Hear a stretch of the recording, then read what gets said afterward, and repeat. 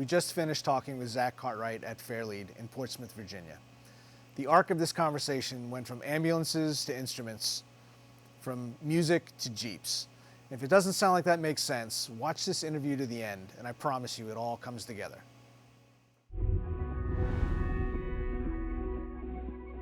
We're talking today with Zach Cartwright at Fairlead's Portsmouth facility.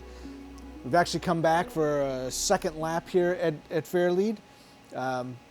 We had a great first interview with Jeremy Jeffries here, but your name came up and you were a great referral, and your background, your story, I think is really important to our audience, and kind of want to dig in and hear a little bit about you. And let's start with, what do you do here at Fairlead?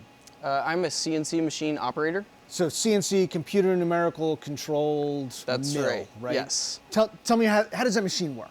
Similar to a 3D printer, this machine moves on 3 axes of motion. It goes up and down, left, right, front, back, and the computer controlled part of this, the machine takes instructions from a program and removes away metal from a blank into a finished part.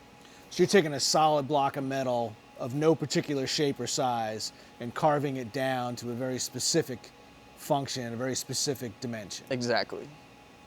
How'd you learn how to do that? Well, when I started here, I was running a different machine, CNC press brake, and that's a similar idea, except it bends sheet metal instead of removing material like this process. So started out over there, and after about 2 years, I expressed interest in coming over here. So you started out operating the machine to set it up, get the metal put in place, and then turning the machine over to form the metal, whether it was the press brake or whether it's the CNC lathe, to create the part. So you operate the machine. Yes.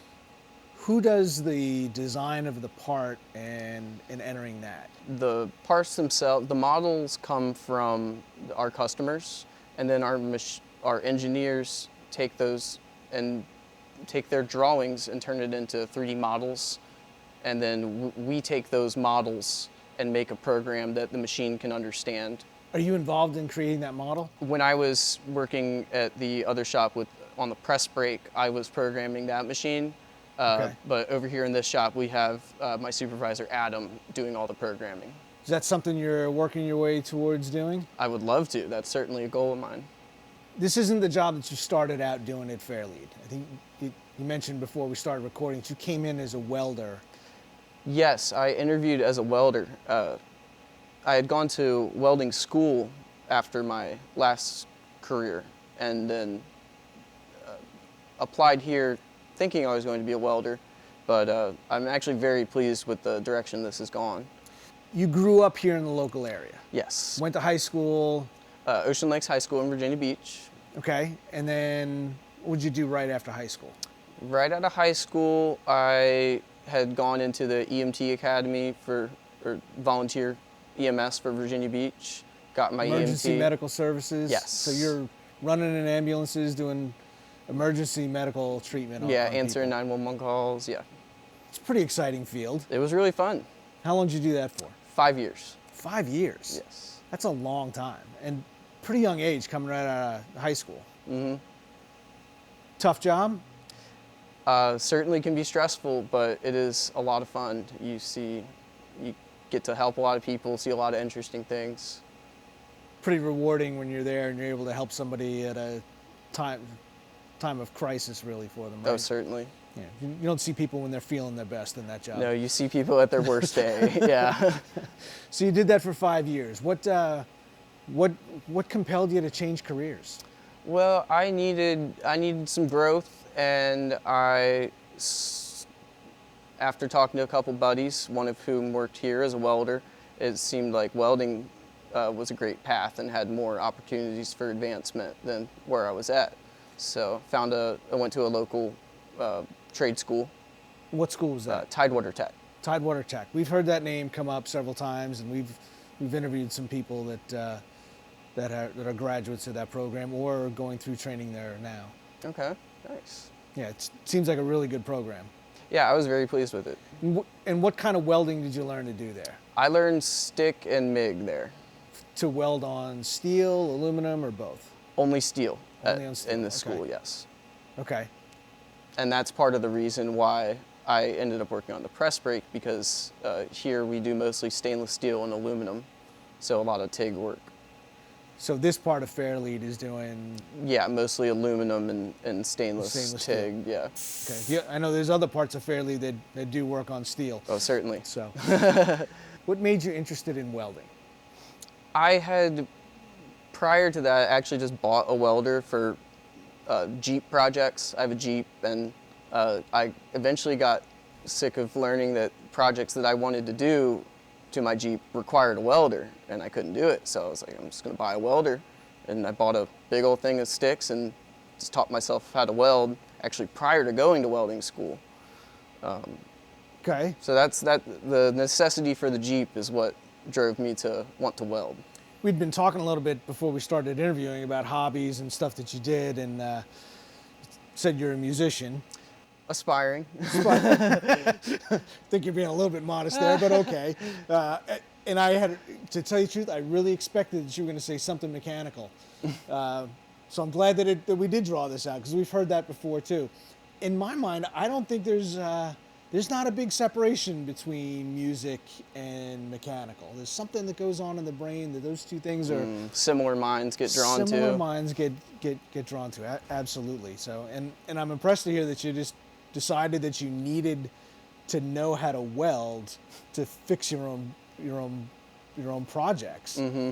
That's that sort of figure it out mentality is it's welcome. It makes us feel good to hear that there's people out there that just say, I got a problem and I'm going to figure out how to solve it. Yeah, growing up, anytime there was a vehicle problem, it was either figure it out or it doesn't get fixed. So I learned quickly how to repair cars. That's if your only choice is walking or get it running, that becomes pretty compelling. Absolutely. So, do you still have that Jeep? I do. How old is it? It is 97. So 1997. So what kind of work were you doing on it? At that point, I was putting on some bracket for a lift kit when I was doing the lift on it. Okay, so this was to upgrade it, not to fix it. Yeah, this was an upgrade. Are there times that you've had to fix it? Oh, yes. Yeah. Oh, yes. All right, so you spent some time as an EMT, talked to a friend, and he recommended taking up welding and coming over to Fairlead. Yes. So you came in the door here as a welder? As a press brake operator. As a press brake operator. And how long did you do that for? About 2 years. Okay. And then just out of self-interest, wanting to advance, how did you get to be a CNC operator? I'm assuming that's a promotion, right? It was a promotion. But I had always been fascinated in machining, and on my own someday I might want to have some type of fabrication business of my own. So these machines are really fascinating, and I wanted to give it a shot. You got to support that Jeep habit somehow, right? Oh yeah. And if you got to teach yourself to weld, you might need to teach yourself how to make your own parts. Mm-hmm. So what do you like about being a CNC operator, and where do you think you go from here? I really like the pace of work.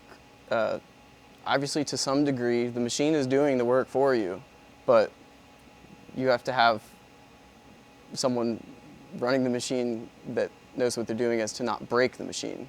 So that's the challenging part, but I really love the pace of work as far as get your part in the machine, check everything, press go, and then you're sanding or deburring other parts while that's going. It's the day flies by. Do you feel like you're really part of that process? Because right now somebody else is designing that part, right? The customer has the need, so they've sort of outlined the specs for it. Somebody else is doing the programming. But it's really not as simple as just loading it into the machine and letting the machine run. Not right? quite. There's certainly more to it than that, and you're having to measure every part of the way and check things and follow the blueprints. A lot of the job is blueprint reading. How did you figure out how to do that? Sink or swim over there at the press brake next door. I figured it out. That's not exactly the answer that I was expecting. I was really expecting you to say, I've been through blueprint class, and they sent me to that, and no, that's not what happened? Nope. Nope. You know those things exist, right? Yeah, ultimately I would like to get some formal training on that. But the industry does that, right? And through the Virginia Ship Repair Association, for example, one of the classes they have is blueprint reading. Because I don't know that that's necessarily intuitive. I can't imagine you picked up the blueprint the first time and knew all the different fields where everything was supposed to go. You can figure it out over time. And no, but at first it's like a foreign language. Yeah. To some degree, yeah. But once you know it, it's kind of satisfying to be able to look at that plan and know that you're going to take that paper or electronic copy and turn that into something you're actually going to hold in your hands. Oh, absolutely. That's got to be rewarding to actually run the machine, but come out and turn over a part that you know is exactly right. It is. Have there been times when they gave you the plan and the part didn't come out right? Yes. And who fixes that? Are you in that process? Oh, yes. It'll be between me and my supervisor putting our heads together to do the troubleshooting and figure out what went wrong or what we need to do next. So what could go wrong in that? Something as simple as a missed decimal point or confusing positive with negative, not reading your calipers right, reading out numbers and entering in erroneous information.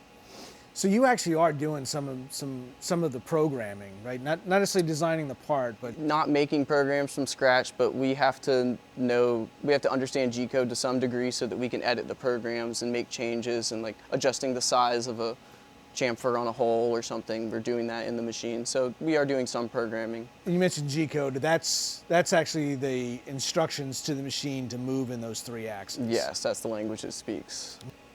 What's next? What do you want to do? My next step would be to learn the programming, and ultimately I want to learn and get some experience with making the models themselves. And that might not be here at this company, that might be down the road somewhere else or on my own time, but my next goal is to learn to write these programs. So you came right out of high school, went to work in a different career field, and then worked your way over to here where you're working in the marine industry. I didn't hear you say college in there. No college. Did you think about it? I had gone to when I was still in high school, I had done the Advanced Technology Center, did a network administration program. So I was planning on working in the IT field. Network administration? Whoa, man, you got all kinds of background here. But after getting a network administration job, I realized I didn't like sitting at a desk all day for work. And that's when I ended up switching to EMS. Okay. So we left out a whole career opportunity. That was short. Yeah, I forgot about that one. Sorry. Wow. Okay. So you're obviously not working at a desk here. You're at the machine, but there's a little bit of desk work, and it sounds like you're kind of working your way back in that direction if you want to get back into the design of it, right? But I figure as I age, I'll probably appreciate a desk more and more. So that's not a bad future goal. So now that we've established that there's a blueprint reading class, what do you think about a mechanical engineering class? I would certainly be open to that. That sounds great. Maybe that wasn't something that sounded realistic or even interesting when you were 18. I wouldn't have even thought of it.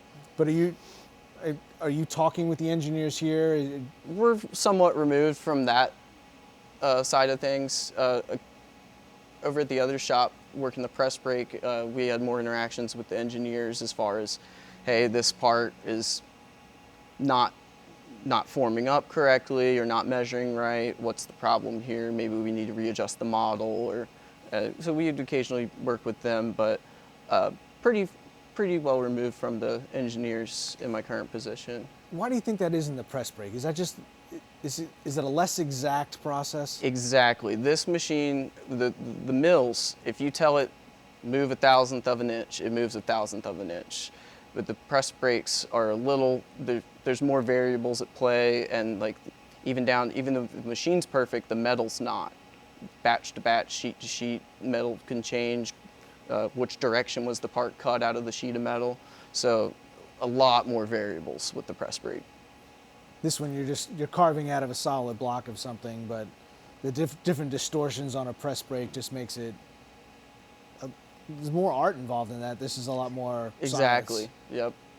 Which do you enjoy more? I enjoy this. Yeah. It just seems to work. Does what you tell it to. It's a little bit more satisfying when you can get it right the first time. It is. But I gotta imagine, as a press brake operator, a really good press brake operator is worth their weight in gold. Oh yeah. Yeah. Thinking of progressing in the field here. Happy with the career decision you made? Absolutely. Ever look back and think you want to get back in the field doing what you were doing before?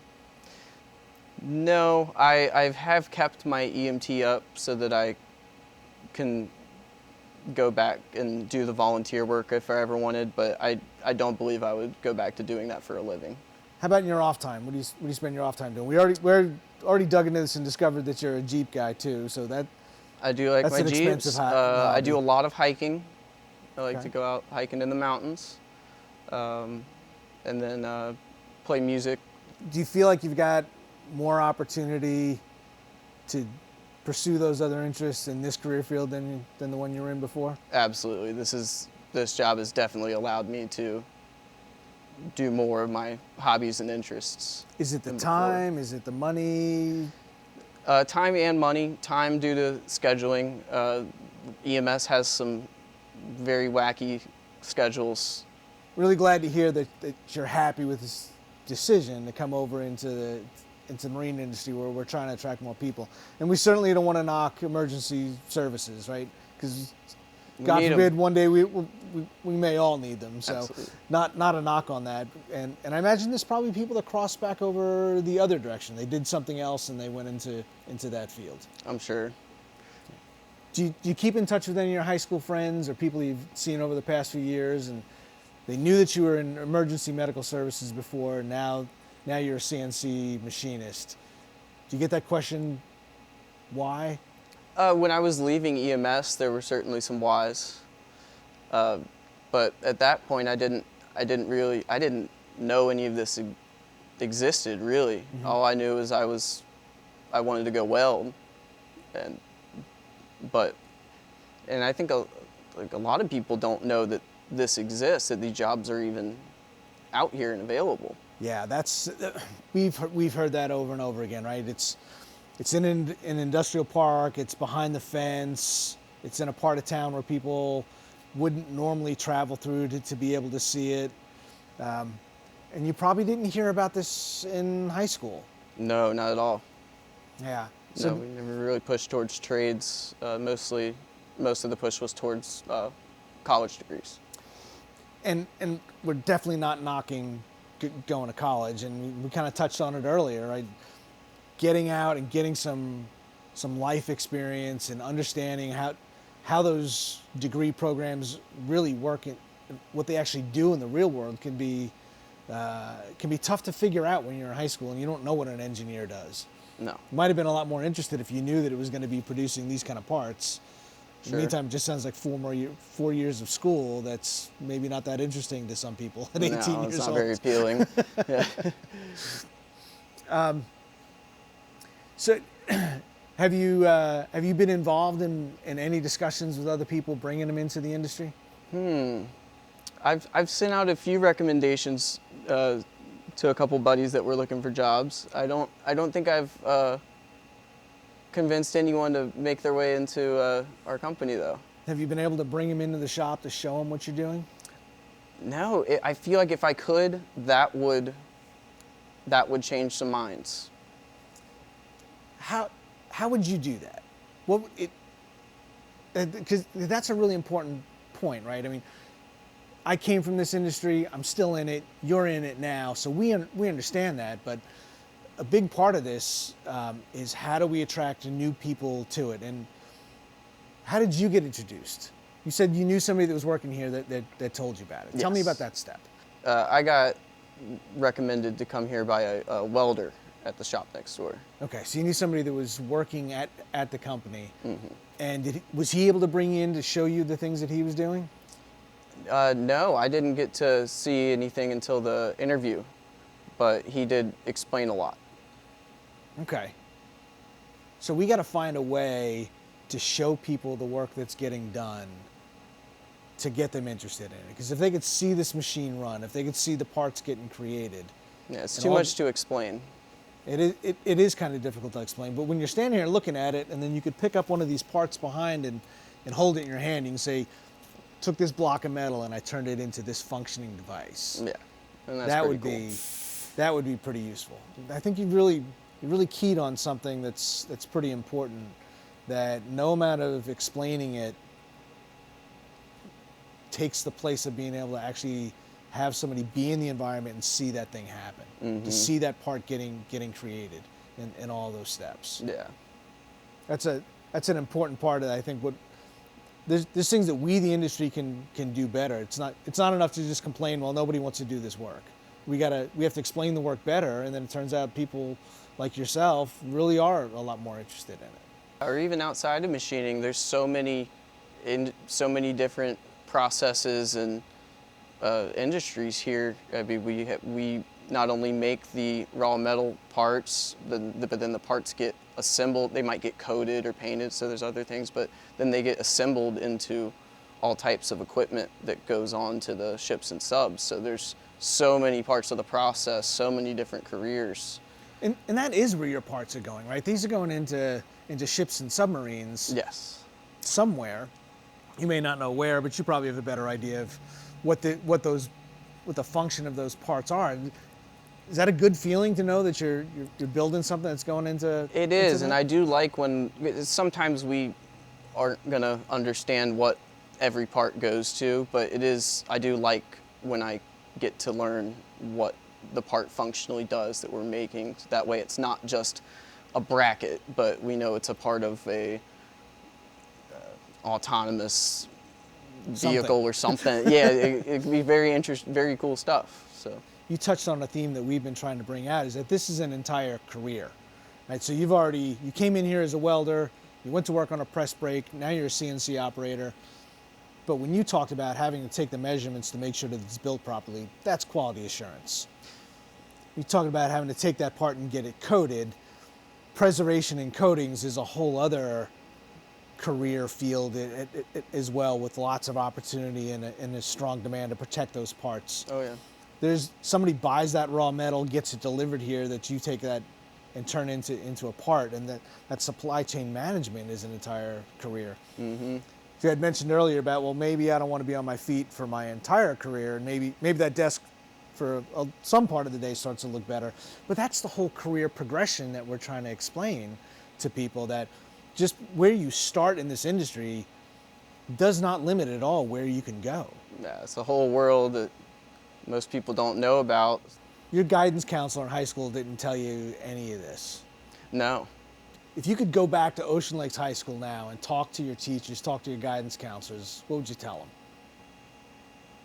College isn't for everybody, and there's a lot of other opportunities out there. And after working here these few years, I'd say the shipbuilding field has a lot of opportunities for growth and advancement and learning new things.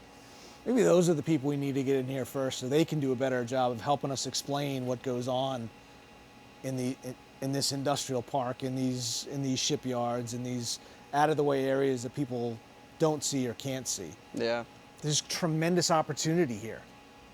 And maybe it's not sitting at a nice clean desk and a nice crisp white shirt all day, but maybe that's not what we really want. Yeah. Maybe we want to get our hands dirty, get a little grit under our nails, and actually, wear the safety gear and stand in front of the machine and see that thing being created.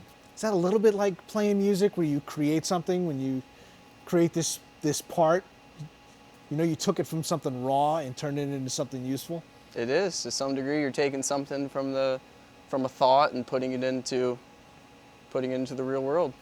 An instrument as opposed to a tool, maybe. Yeah. Well, they're both instruments. They're both tools. That's a great way to look at it. That's awesome. It's an instrument and a tool.